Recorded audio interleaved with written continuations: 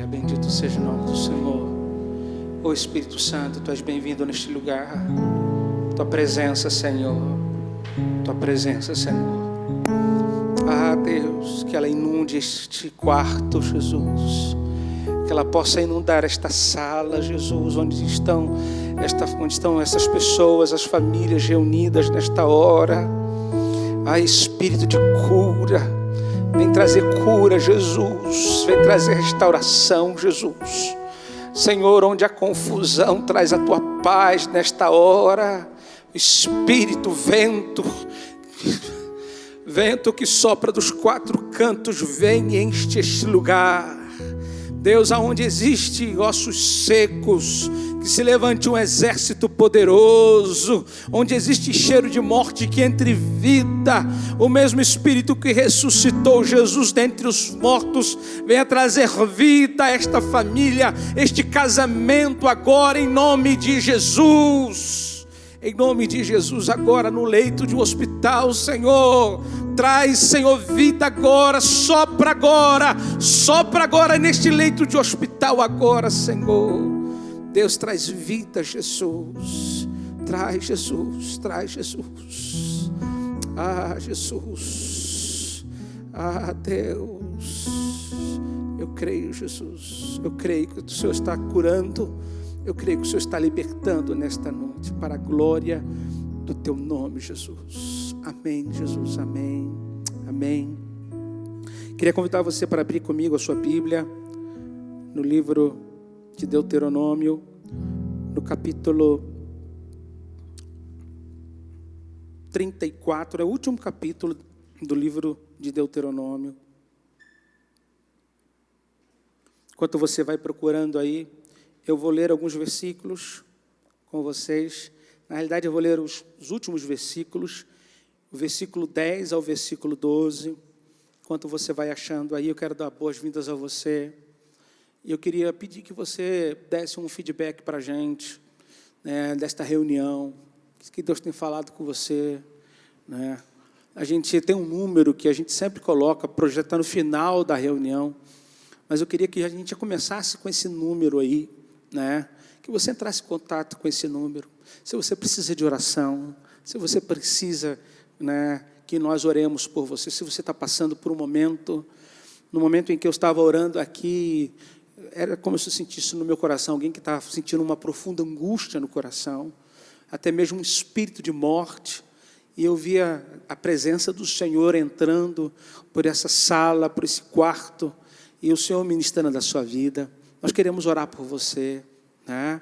Mas eu gostaria também que você ficasse atento à palavra que Deus quer trazer para você nessa noite. Deuteronômio, capítulo de número 34,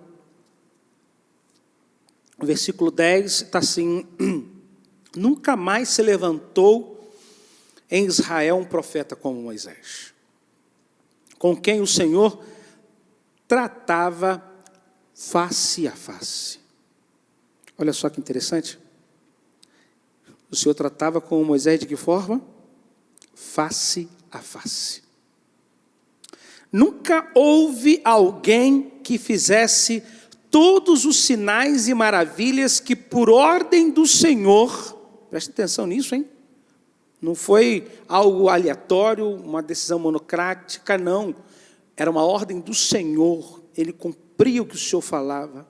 Ele fez na terra do Egito a Faraó, a todos os seus oficiais e a toda a sua terra.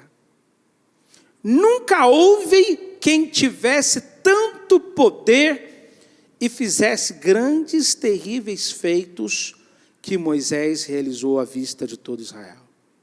Queria que você orasse comigo. Senhor, não queremos orar pela palavra porque temos entendimento de que ela já é abençoada. Eu oro pelo meu coração. Que eu não seja boca de mim mesmo, nem boca dos outros, mas seja a boca do Senhor a falar, a transmitir tudo aquilo que o Senhor tem mandado para essa noite. E que o meu coração, como o coração de cada pessoa que aqui me assiste, ó Deus, que aqui participa conosco dessa transmissão, se converta num solo fértil, e que a Tua palavra, que é a boa semente, caia e prospere 30, 60, 100 por um daquilo que o Senhor tem determinado. Na autoridade do nome de Jesus, nós repreendemos todo espírito ladrão, todo espírito que insistentemente tenta trazer, ou melhor, tirar a nossa concentração. Deus, em nome de Jesus, nós repreendemos esse espírito ladrão que quer roubar a semente, que tenta tirar aquilo que o Senhor tem semeado e separado para nós. Nós liberamos a palavra de ordem agora, fora agora, em nome de Jesus, que o teu Espírito Santo tenha liberdade, que esse ambiente, ó Deus, onde essa pessoa esteja, seja saturado, seja cheio da tua presença. É assim que nós te oramos em nome de Jesus. Amém? Amém? Se a gente pudesse dar um tema para essa mensagem nessa noite, seria um chamado por Deus para ser único, num tempo único. A verdade é que eu estava lendo esse texto e Deus trouxe algumas lições para mim que eu gostaria de compartilhar com vocês. E eu gostaria de dizer que esse texto que a gente acabou de ler, ele tem uma expressão que ele repete várias vezes. Ele diz assim: nunca mais se levantou. Depois ele fala: nunca houve ninguém. Depois, nunca houve quem tivesse. E essa expressão, ela traz uma ideia para a gente de algo único, algo que não aconteceu depois. Quem faz a redação do texto é alguém posterior, alguém posterior ao tempo de Moisés. Segundo alguns teólogos, principalmente aqueles que estudam o Antigo Testamento, alguns que defendem uma doutrina, uma tese, uma hipótese documentária, ou seja, que esse texto foi revisto durante o período do exílio. As pessoas que revisavam o texto faziam uma reflexão do tempo de Moisés, toda a história que havia passado, e chegaram a essa conclusão: nunca houve, nunca mais, nunca, essa expressão de algo que não pode ser repetido, algo irrepetível, né? Em outras palavras, a gente pode dizer que aqui está se encerrando o ciclo, está começando um novo ciclo, em que Moisés fecha esse ciclo.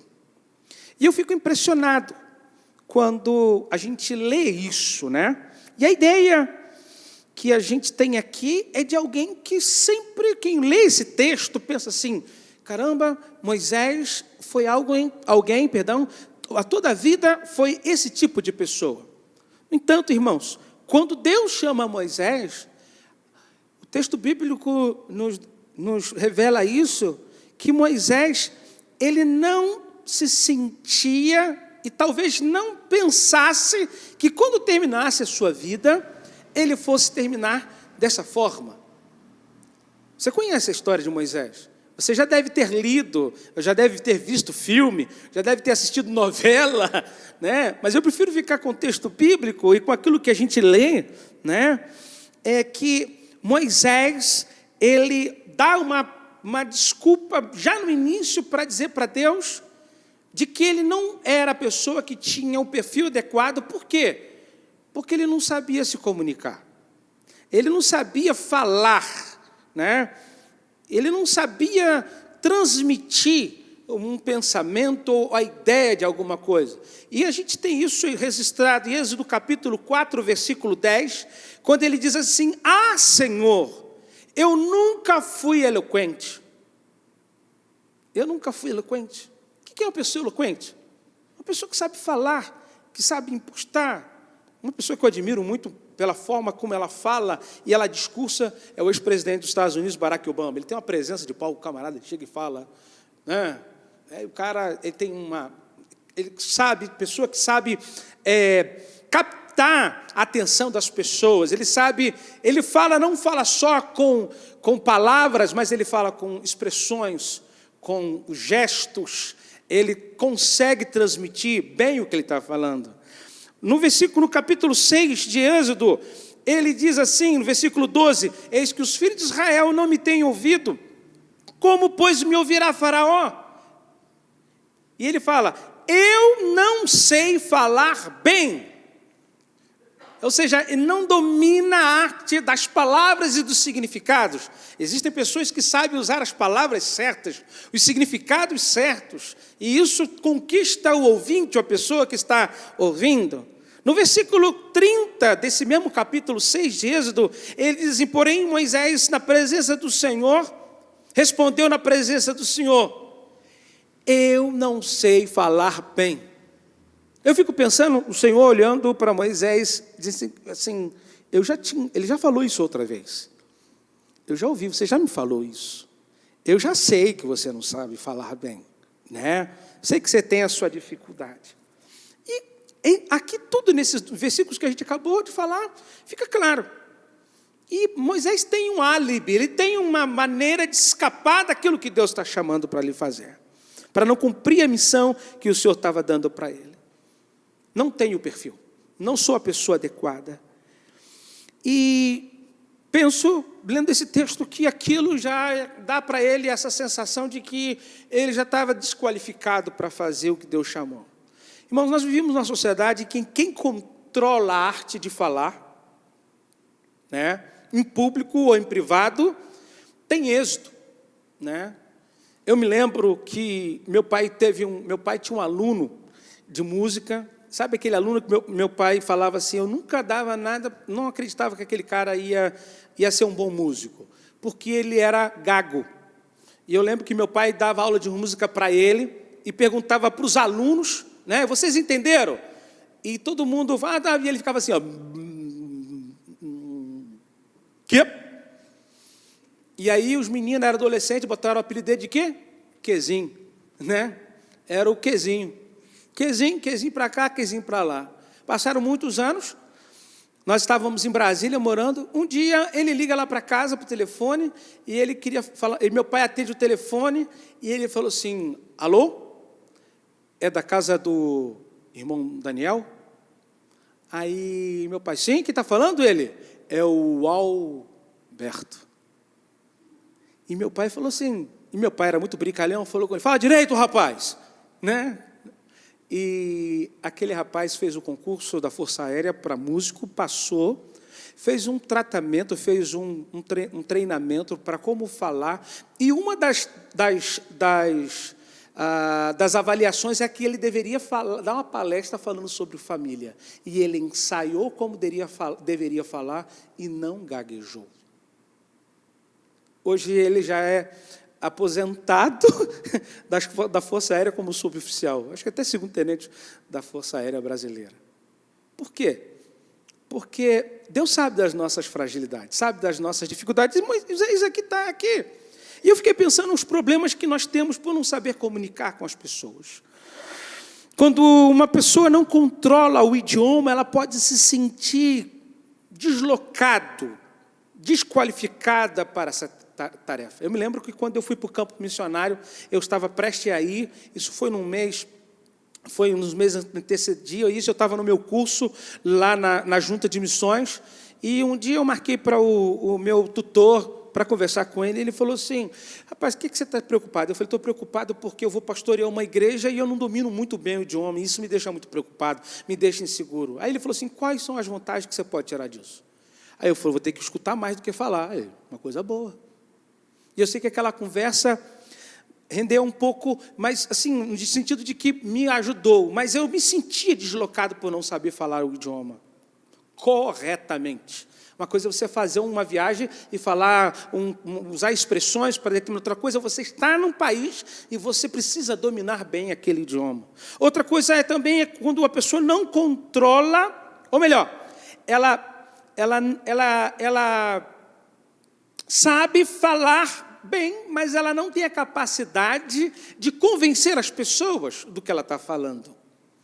Eu posso falar algo muito sério para você aqui, mas não viver aquilo que eu estou falando, ou tampouco eu tenho a capacidade de trazer. Mas, Denilson, pastor, não é o Espírito Santo que convence, mas as minhas expressões também podem convencer as pessoas, para bem ou para mal. E, por último, é aquele que pode ter uma boa oratória, mas não domina o tema, não domina o assunto. E eu me lembro, quando era criança, tinha um camarada na igreja que eu frequentava, que ele gostava de imitar um pastor, um evangelista muito famoso naquela época, que era conhecido, norte-americano, que chamava Bernard Johnson, o nome do cara. E esse camarada, ele tinha um clichê de pregar, que ele pregava: Deus é poder, é alegria, é força. E um dia ele estava pregando na igreja, falando: Senhor, irmãos, então Sadraque, Mesaque e o Coisa. Ele esqueceu o nome do Abednego. Ou seja, ele tinha o clichê de pregador, mas não lia a Bíblia, meu amigo. Não conhecia a palavra, né? E tem pessoas que são assim, elas parecem que conhecem, mas não conhecem a palavra, e aquilo desqualifica. Mas como alguém que tinha um problema tão grave de comunicação, né, se tornou alguém usado de tal forma por Deus para ser considerado alguém irrepetível, alguém que a gente deu essas expressões: nunca houve, nunca também, nunca quem, né? E eu creio que a gente pode aprender lições nesse tempo, de algo único, para um tempo único que nós estamos vivendo. Talvez você já deve ter ouvido expressões que você já mais ouviu em outro tempo, tipo ineditismo. A palavra é essa, pastor? É algo que nunca aconteceu, algo que nunca ocorreu, né? Para você, não, talvez você não entenda isso, mas para a gente que está aqui ministrando, eu estou pregando para a câmera, algo que é muito difícil para mim, porque eu estou acostumado a pregar para olhando para as pessoas, ou presencialmente pregar para alguém que está de máscara. É uma situação única para a gente. Mas Deus tem preparado uma igreja única para esse tempo único. Você está compreendendo o que eu quero dizer? Ou seja, algo que nunca aconteceu em outro tempo, né? Hoje o Daniel falava para mim assim: pai, eu fico pensando no futuro, os meus filhos perguntando: como é que foi aquele tempo da pandemia? Como foi aquele tempo? Conta para mim. Você já parou, né? Ou talvez o seu filho, que é pequenininho, se estiver alto, fala assim: eu me lembro que quando eu era pequeno, eu lembro de alguma coisa assim, né? Alguma coisa que passou, que aconteceu. Mas eu queria com você caminhar rapidamente, aprendendo algumas lições com essa pessoa única. A primeira coisa que a gente aprende aqui é que Deus se segue crendo em nós, ainda quando nós desistimos, ou quando nós não sentimos que somos as pessoas. O livro de Êxodo, a gente vê esse Deus que tem essa paciência com Moisés, que tem que ficar ouvindo ele falar várias vezes: eu não sei falar bem. Não foi uma, foi duas. Gente, nós estamos falando com Deus Todo-Poderoso, a autoridade, né? E a verdade é que Moisés, ele não crê nem nele mesmo. Ele não se vê como uma pessoa adequada para enfrentar a autoridade, a maior autoridade da sua época, que é Faraó. Você lembra que Moisés viveu na corte egípcia? Ele sabia como eram os protocolos. Ele sabia, ele olhava para si, depois daquele tempo que ele já havia se exilado, e agora voltando, e Deus chamando ele para voltar, ele não se via naquilo. E quando começa com a mensagem, ele desafia. Eu penso que muitas vezes é o que acontece com a gente. Uma mensagem que, quando Deus manda uma mensagem que desafia, ou que nos leva a um maior compromisso com Deus, com sua obra, geralmente a nossa resposta assim: não é comigo. Não é comigo. Opa, eu acho que você está falando, deve ser alguém. Não é assim? Não sou eu. Acho que Deus, deve ser alguém que está para vir, né? Alguém que Deus vai levantar.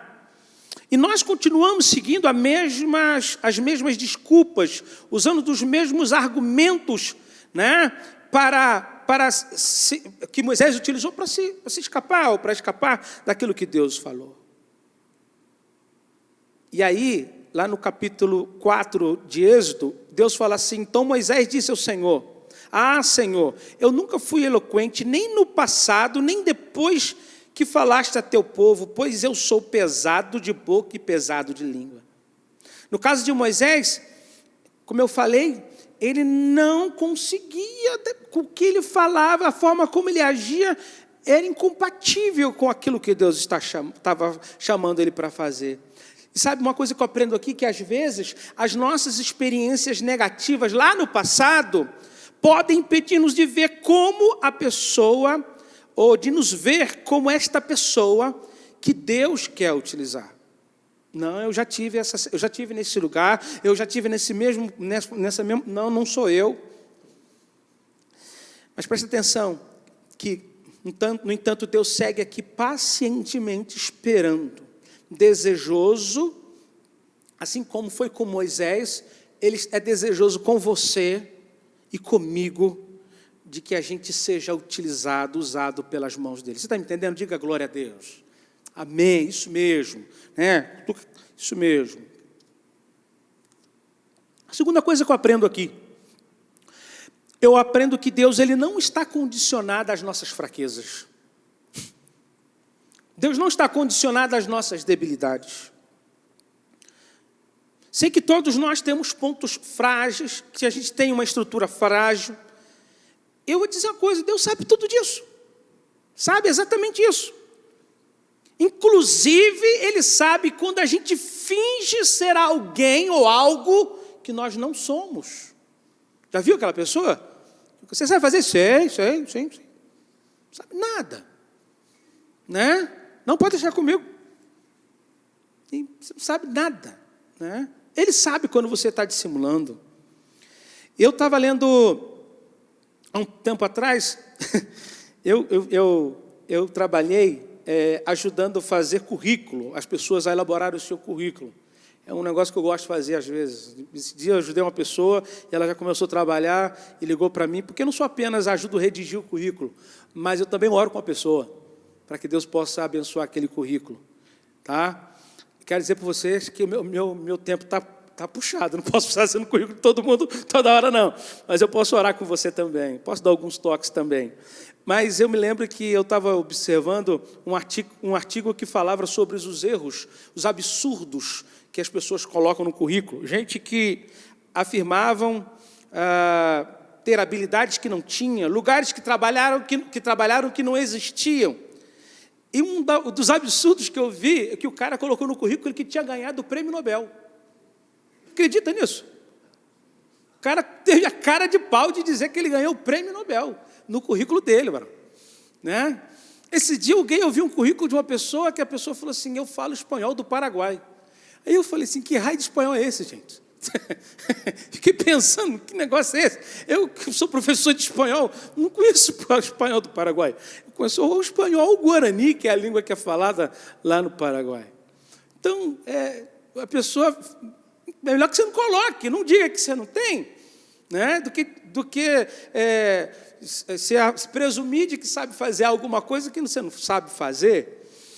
E aqui a gente vê aqui que Moisés, né, quando no caso aqui, Deus, Ele nos chama, ou melhor, Deus não nos chama baseado em nossa capacidade de falhar ou não. Eu vou repetir isso para você ficar bem. Deus não nos chama baseado em nossa capacidade de falhar ou não. Sabe por quê? Eu e você nascemos para falhar. Sabia disso? Ah, pastor, é que o senhor não conhece fulano que trabalha comigo, ele nunca errou. Porque tem gente que é assim, ela acha que ela nunca erra. Talvez em outro lugar, que em Petrópolis não deve ter isso aqui não, gente, mas em outro lugar, em outra família, né? Pode ser. Mas nós temos essa natureza pecaminosa. O único que não falha e jamais falhará é Deus, é Jesus Cristo. Aleluia. Ele não falhará, jamais falhará. A sociedade, sim, cria um falso conceito de infalibilidade. A pessoa é infalível, em que as pessoas quase deixam de ser humanas e se transforma numa espécie de semideus, que não falham. E mais, Deus sabia que Moisés ia fazer grandes coisas durante aqueles 40 anos no deserto. Deus sabia que ele ia orar e ia trazer maná. Deus sabia que ele ia bater na rocha e ia sair água. Deus sabia de que coisas tremendas iam acontecer com Moisés, mas Deus sabia que Moisés ia pisar na bola. Ou você acha que não sabia?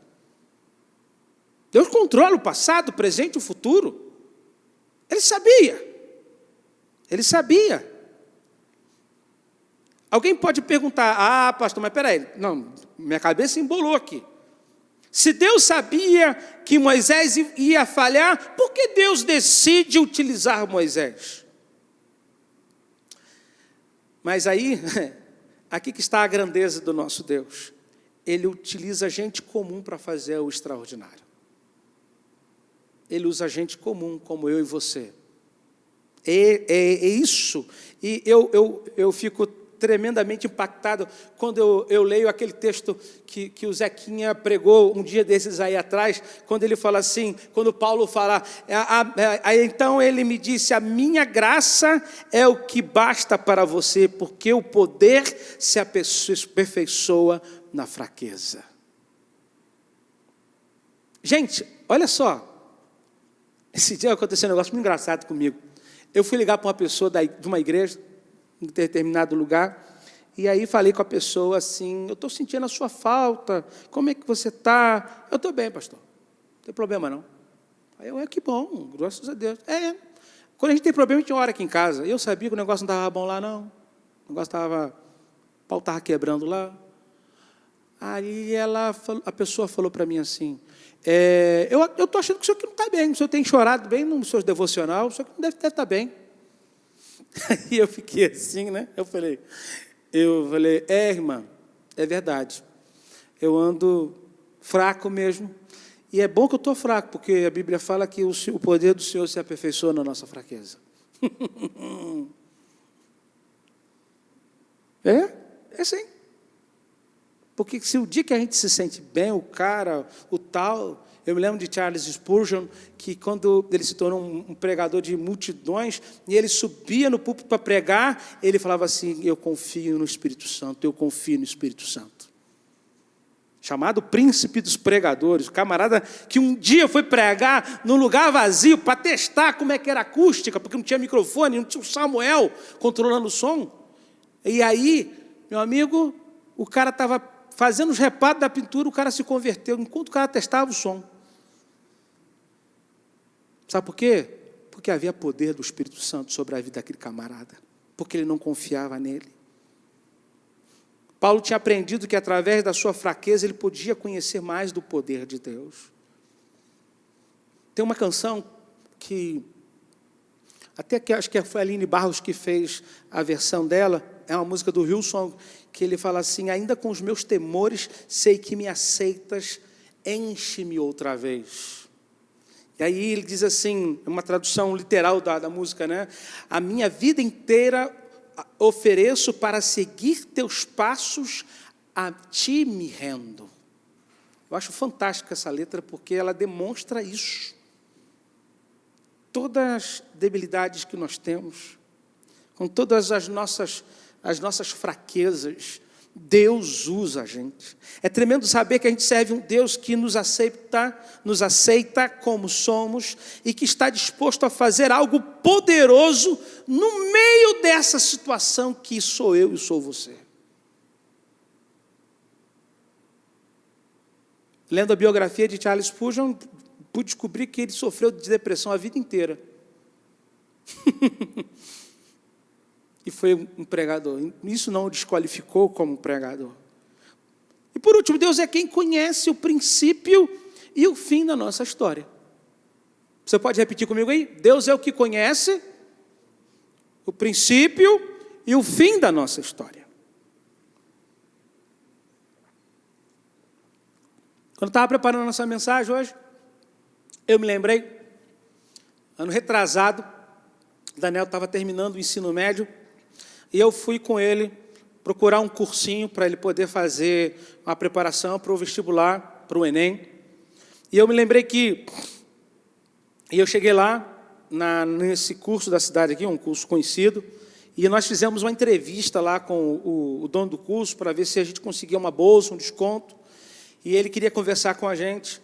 E ele, conversando com o Daniel, falou assim, olha, ele não conhecia o Daniel, falou assim, olha, você precisa considerar que esse tempo é um tempo novo, que é diferente do ensino médio, aqui você tem que estar focado, e isso demanda compromisso, horas de estudo, um estilo de vida, né? E enquanto ele falava, eu olhava para ele e concordava com o discurso que ele fazia. E depois que ele terminou de falar, eu falei para ele assim: então, professor, eu estou totalmente de acordo com o senhor. E eu gostaria de acrescentar algo mais do que eu falei para o senhor. É que, como estamos, a gente, como pai, nós estamos preparando Daniel desde o maternal para esse momento. Esse momento não é o momento em que paramos para começar o preparo. Não, a gente prepara ele desde o maternal. Sabe por quê? Porque desde que ele começou a ir para o colégio, nós oramos com ele. E quando ele começou a ter capacidade de falar, de orar, ele orava comigo, e pedindo para que Deus pudesse abençoar a vida acadêmica dele. Então, eu quero dizer para o senhor que o começo do preparo dele não vai começar agora aqui no seu curso. Nós já começamos há muitos anos atrás. E o homem olhou para a minha cara com os olhos assim, enregalados, e falou assim: eu estou todo arrepiado que o senhor falou isso. Porque eu digo para ele que nós orávamos ao Senhor. Foi lá no começo.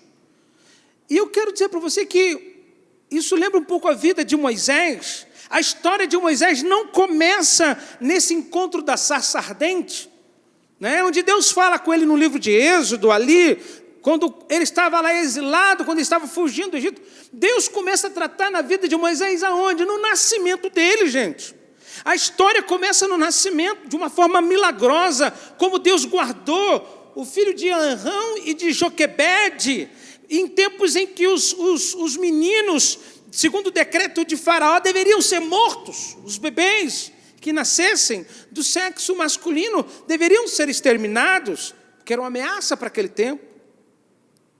Tanto o nascimento como a morte, né, de Moisés, quem tem o protagonismo é o próprio Deus. É Deus que decide que Moisés vai sobreviver àquele decreto, e é Deus que decide que ele vai morrer, vai ser sepultado. Ou afinal, você não já leu lá no capítulo 34, no versículo 5 e 6, quando quem está escrevendo diz assim: assim Moisés, servo do Senhor, morreu ali, na terra de Moabe, segundo a palavra do Senhor. Este o sepultou num vale, na terra de Moabe, diante de Bet-peor, mas até hoje ninguém sabe o lugar da sua sepultura. Ou seja, protocolo de Deus, não teve velório e não teve lugar determinado onde foi feito o sepultamento. O povo sim chorou depois. O povo sim fez o protocolo de luto da nação de Israel que os judeus faziam, mas aquela coisa de que não, a notícia chegou depois. Interessante que Moisés não morre porque está enfermo, porque está doente, porque tem um problema. No versículo 7 do capítulo 34 diz assim: mas os seus olhos não se haviam enfraquecido. Ou seja, Moisés não tinha problema de catarata, gente. Via normal. Eu estou pregando aqui para vocês, mas eu não consigo ler lá na tela que está lá na frente, porque eu tenho miopia, eu estou sem óculos, então eu tenho que ler minha Bíblia aqui. Moisés estaria lendo normal, gente, que a visão dele não enfraqueceu, é o texto que está falando. E olha só, e ele não havia perdido o vigor. Meu camarada, o cara passado dos 100, sem perder o vigor. Eu com 48, quase 49, tem dia que eu estou cansado, tem dia que eu não aguento o rojão. Porque Deus tem o controle. Quero terminar aqui, que eu estava dizendo sobre isso aqui. Eu me lembrei de uma situação que aconteceu comigo há uns anos atrás. Eu estava lá na Espanha e eu recebi a notícia que uma pessoa querida nossa aqui do Brasil, que eu vi menino aqui na igreja, foi adolescente, ele havia falecido e tinha deixado, não tinha nem, acho que eu tinha 30 anos. E aquela notícia, ela me bateu muito. Gente, perder alguém já é difícil. Agora, você perder alguém que você gosta fora do país é terrível. Terrível. E aquilo me deixou muito, muito para baixo. E eu confesso que eu orei perguntando ao Senhor, né? Falando, Senhor, Deus, isso tem me causado tanta tristeza, isso tem me abatido tanto. Embora as pessoas falassem assim, não, ele foi promovido aos céus, ele está no céu, legal, bacana. Mas naquela minha tristeza, eu senti como Deus falasse comigo, olha, eu sigo sendo Deus quando eu dou e quando eu tiro algo. Uau! Porque a gente nós somos capazes de ver Deus quando Deus dá alguma coisa para a gente, não é? Não é assim? Deus deu uma casa, Deus deu um carro, Deus deu um emprego novo, Deus deu recurso para fazer alguma coisa. E quando Deus tira alguma coisa da gente, a gente é capaz de ver o Senhor? E eu creio que se existe algo que a gente precisa entender, né? E que nós precisamos entender é que Deus deseja que eu e você cumpramos o papel dele aqui na terra. Deus é quem determina o começo e o fim das coisas. Eu queria orar com você. Nosso horário já esgotou. Queria que você fechasse os seus olhos nesta hora. Talvez você, diante de tantas falhas, hoje de manhã, eu conversava com uma pessoa, uma mãe aqui da igreja, e ela dizendo as dificuldades que ela tem para dar aula, ou para acompanhar as aulas online com os filhos. E ela falou assim, eu repeti a primeira série, acho que foi 3 vezes, ou 5 vezes, um negócio assim, ela falava comigo assim. E o menininho falava, o filhinho falou assim, e mamãe, aquele dever que a senhora fez comigo, a professora falou que estava errado. E a gente ia. Aí eu falei para ela assim, olha, é que você não ouviu o meu histórico escolar. Se existe alguém que pode falar sobre fracasso escolar, sou eu. Eu repeti o 6º ano uma vez, repeti o 9º ano, fiz 2 vezes o 6º, fiz 3 vezes o 9º e fiz 2 vezes o 1º. No ensino médio. Já fez as contas aí? Quantas repetências eu tive no meu histórico? Mas, Denilson, talvez, devido aos problemas que você teve, talvez uma psicopedagoga pode falar, por detrás dessas repetições tem uma mensagem. Talvez uma psicóloga diria, Denilson, você deve ter alguma coisa que prejudicou o seu aprendizado. É verdade. Mas você não sabe o que isso representa na vida de alguém quando a pessoa tem um fracasso escolar. No meio do ano agora, eu vou completar a minha 2ª graduação. Eu poderia tudo. Eu fiz um curso de inglês que me deu condições de fazer um curso nos Estados Unidos, uma bolsa. E eu consegui terminar e me formar na Escola Oficial de Idiomas de Vigo, a EOI, com o curso avançado. E nos últimos anos eu trabalhei como professor, preparando pessoas para tirar o certificado do Cervantes. Tinha tudo para fracassar. Tudo para fracassar. Estou falando isso para me gabar, para dizer que eu sou, não. Estou falando para dizer que Deus usou um camarada lá do Carmari, que é o nome do lugar onde eu morava, lá em Nova Iguaçu, para levar lá para Mauí, no Havaí, para estudar com uma bolsa, com tudo pago. E Deus pode fazer isso com você. Sabe? Gente, eu tenho visto cada coisa tremenda nessa pandemia. Essa semana mesmo, essa pessoa que eu ajudei a fazer o currículo, ela falou assim, me chamou uma outra empresa oferecendo mais do que eu ganho e me dando me dá mais capacitação. Isso mesmo. Disputando o rapaz. Feche os seus olhos aí, quero orar com você. Sabe? Você é único. Não é porque você é o ó do Borogodó, não. É porque Deus age através da sua fraqueza. Eu olho para mim mesmo e falo assim, não sou nada. Eu tenho uma dificuldade de concentração terrível. Você não imagina como me custa me concentrar. Você não imagina as dificuldades que eu tenho, as minhas fraquezas. Talvez você me olhe aí da frente falando, pô, pastor, deve ser esse camarada, não deve ter, tem problema como você. Mas Deus decidiu fazer de mim alguém único para uma coisa única. E é isso que Deus quer fazer. Você é alguém único para algo único e por um tempo único. Queria que você fechasse os seus olhos, colocasse a mão no seu coração. Pai, obrigado. Obrigado porque o Senhor é paciente. O Senhor é longânimo. O Senhor é tardio em irar-se. Obrigado, Jesus, pela tua misericórdia.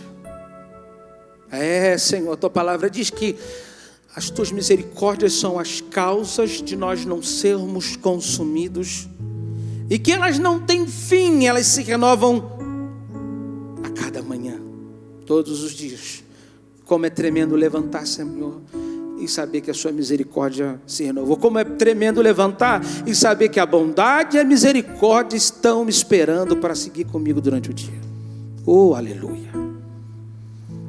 Obrigado, Senhor, porque assim como aquele tempo, um tempo de opressão, um tempo de dor, um tempo que a angústia do povo despertou a trindade para descer, para ver o sofrimento daquela gente. E obrigado porque o Senhor não desistiu de Moisés. Obrigado porque o Senhor não desistiu da gente, não desistiu de mim. Não desistiu, Senhor, do Marquinhos que está aqui do meu lado. Não desistiu, Senhor, das pessoas que estão trabalhando na técnica, para que a gente pudesse ter essa ministração. Ah, Jesus, e eu quero colocar a minha vida diante de Ti. Senhor, eu quero, junto com essa pessoa, te pedir perdão, porque eu quero parar de dar desculpas, ó Deus. Eu quero parar de dizer, como Moisés disse, eu não sei falar bem. Não que isso não seja verdade, Senhor, mas o Senhor quer usar a gente assim mesmo, Senhor. Embora a sociedade já nos rotula dizendo que não serve para isso e não serve para aquilo, serve para isso e não serve para aquilo. Senhor, eu me coloco diante daquilo que o Senhor diz que eu sirvo. Não para aquilo que o mundo diz que eu sirvo, mas para o que o Senhor tem me dito e está me dizendo ao longo dessa mensagem que eu sirvo. Eu oro por essa pessoa que começou um curso. Senhor, mal começou e já está querendo desistir, porque já disse para si mesmo, eu não sou para isso. Não, Senhor. Deus, que essa pessoa não desista, Senhor. Obrigado, Jesus, porque o Senhor trouxe ela até, Senhor, diante desse dispositivo, diante desta tela, para dizer que não é para desistir, é para seguir. Aleluia. Senhor, para essa pessoa que começou um trabalho, um emprego, e disse, esse emprego não é para mim. Quando foi o Senhor que abriu a porta, e o Senhor, quando abre a porta, o Senhor não permite que ninguém pode fechar, Senhor. Te pedimos perdão, Senhor, pelas portas que nós fechamos, sem falar com o Senhor, quando o Senhor não tinha mandado fechar a porta. E queremos nos colocar para ser usados pelo Senhor. Eu oro por essa pessoa, Senhor, que nessa noite ouviu a Tua palavra e disse, eu não sirvo para ser crente, não sirvo para ir à igreja, não sirvo para servir a Jesus, não sirvo para ter essa fé que vocês têm. Obrigado, Senhor, porque o Senhor nos colocou diante desta tela para dizer que o Senhor quer a gente assim mesmo. É desse jeito, Pai. Ah, Deus. Ah, Senhor, obrigado porque o Senhor decide fazer uma obra grande, uma obra que ninguém vai entender, mas as pessoas vão se dar conta de que foi o Senhor que realizou algo tão grande, tão poderoso. Nós te oramos, ó Deus, em nome de Jesus. Se você estiver em casa, tiver como fazer isso, pudesse ajoelhar diante dele e dizer, Senhor, eis-me aqui, Senhor. Eu me lanço diante de ti, Senhor, do jeito que eu sou, como estou, porque eu quero ser usado pelo Senhor. Eis-me aqui, Senhor, toma minhas mãos, ó Deus, toca os meus ouvidos, ó Deus, toca os meus olhos, toca os meus lábios, Senhor. Talvez você sinta como Isaías, quando viu a glória do Senhor, e diz, ai de mim que vou perecendo, porque tenho lábios impuros, habito no meio de um povo de lábios impuros, e eu vi o Senhor. O Senhor nessa noite, Ele quer tocar os seus lábios, a assim como Ele fez com Isaías, purificar o seu coração. Deixa Ele fazer isso nesta noite. Aleluia. Glória a Deus. Peça ao Senhor para fazer isso. Peça ao Senhor para fazer uma faxina aí no seu coração. Uma limpeza dessas pesadas. Oh Deus. Oh aleluia. Nós vamos terminar. Mas antes eu quero dizer para você o seguinte. Se você ouviu a palavra, fez uma decisão verdadeira, liga para a gente, entre em contato com a gente nesse número aí, 999-773742. Quero também dar a oportunidade a você que é membro da igreja, e assim quero me dirigir a você que é membro, você que tem esse compromisso de ser um dizimista e um ofertante. Na sua tela aí você está vendo aí os dados de como é que você pode fazer isso. Você pode fazer uma transferência bancária, um Pix. Também tem um número de telefone que está aí debaixo. Anota esse número, depois você envia o comprovante para esse número, porque a tesouraria da igreja vai lançar esse valor direitinho. Eu queria orar por você, abençoando a sua vida. Pai, obrigado por essa noite, obrigado por esse tempo tão precioso, dá-nos uma noite de descanso, um sono reparador, que o Espírito Santo possa trazer à nossa memória flashes desta mensagem.